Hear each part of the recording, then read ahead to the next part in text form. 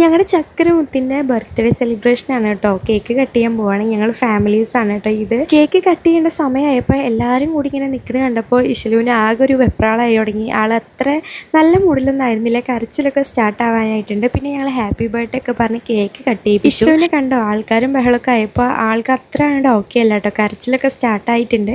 അപ്പോൾ ഞാൻ കുറച്ച് കേക്കൊക്കെ വെച്ച് കൊടുത്തു. അപ്പോൾ ഇത്തിരി ഒന്ന് ഓക്കെ ആയതാണ്. അപ്പോൾ ഞാൻ വിചാരിച്ചു ഓക്കെ ഇനി പ്രശ്നമൊന്നും ഉണ്ടാവില്ല എന്നുള്ളത്. പിന്നെ കുറച്ച് ഇക്കും വായിൽ വെച്ച് കൊടുത്തിട്ടുണ്ടായി കേട്ടോ. പിന്നെ ഞാനും ഇക്കും അങ്ങോട്ടും ഇങ്ങോട്ടും കേക്ക് കൊടുത്തു. ഇതോട് കൂടിയിട്ട് ഇശലുവിൻ്റെ കലാപരിപാടികൾ തുടങ്ങി. ഗംഭീര കരച്ചിലായിരുന്നു കേട്ടോ. എങ്ങനെ നോക്കിയിട്ടും സെറ്റായില്ല. എല്ലാവരും ഇശലുവിനെ നോക്കി നിൽക്കുകയാണ്. പിന്നെ ഞാൻ വേഗം എടുത്തിട്ട് ഒന്ന് പുറത്തേക്കൊക്കെ പോയിട്ടോ. ഏറെക്കുറെ ഇങ്ങനെയൊക്കെ ഉണ്ടാവുന്നുള്ളത് മുൻകൂട്ടി ഞങ്ങളുടെ മനസ്സിലുണ്ടായിരുന്നു. പക്ഷെ ഇത്ര നേരം തന്നെ അവൾ നിന്നത് വലിയ കാര്യം. അപ്പോൾ ബാക്കി കേക്കൊക്കെ കട്ട് ചെയ്തിട്ട് എല്ലാവർക്കും കൊടുക്കുകയാണ്. പിന്നെ ഞാൻ നേരെ റൂമിൽ പോയിട്ട് അവൾക്ക് പാലൊക്കെ കൊടുത്ത് കുറച്ച് നേരം അവളെ നോക്കിയൊക്കെ വേണ്ടി കൊണ്ടുപോയിട്ടോ. ഈ ഒരു ടൈമിൽ ഇക്കും ആ ഒരു മൂടൊക്കെ മാറ്റി എല്ലാവരും നല്ല ഹാപ്പിയാക്കി സംസാരിച്ച് കമ്പനിയായിട്ട് നിൽക്കുന്നുണ്ടായി. പിന്നെ അത് എല്ലാവർക്കും കേക്ക് കൊണ്ടു കൊടുക്കുകയാണ് കേട്ടോ. വന്ന് എല്ലാവരും നമ്മുടെ കേക്ക് കഴിച്ചിട്ടുണ്ടായി.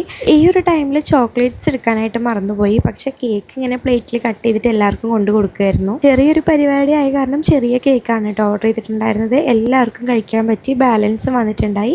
പിന്നെ ഇക്കും എല്ലാവർക്കും ടിഷ്യൂ പേപ്പറൂണും കൊടുത്തു. കേക്ക് കഴിച്ച് ഇങ്ങനെ ഒരു ടിഷ്യൂ കിട്ടാനായിട്ട് എല്ലാവരും ആഗ്രഹിച്ച് നിൽക്കും. അപ്പോൾ അതും കിട്ടി. ഇവിടെ ഈ കലാപരിപാടികളൊക്കെ നടക്കുമ്പോൾ റൂമിൽ ഇശലു ഏകദേശം സെറ്റായിട്ടുണ്ടായി. പിന്നെ ഞാൻ പതുക്കെ അവളെടുത്ത് വീണ്ടും പുറത്തേക്ക് വന്നു കേട്ടോ.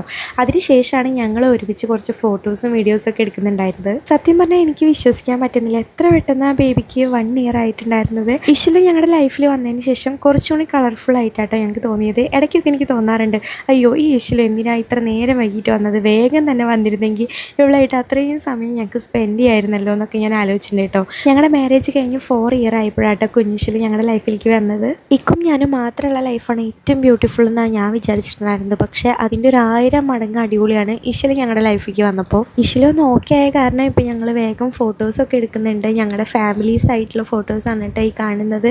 പിന്നെ ബാക്കി ഫ്രണ്ട്സും വന്ന എല്ലാവരുമായിട്ട് ഞങ്ങൾ ഫോട്ടോസ് എടുത്തിട്ടുണ്ടായിട്ടോ. അതിന് എല്ലാവരും ഇശലുവിന് ഗിഫ്റ്റുകളായിട്ടോ വന്നിട്ടുണ്ടായിരുന്നത്. അതിൽ കുറച്ചും കൂടി സ്പെഷ്യൽ ആയിട്ടുള്ള ഒരു ഗിഫ്റ്റാണ് രാജേഷേട്ടൻ്റെ ഫാമിലി കൊണ്ടുവന്നിട്ടുണ്ടായിരുന്നത്.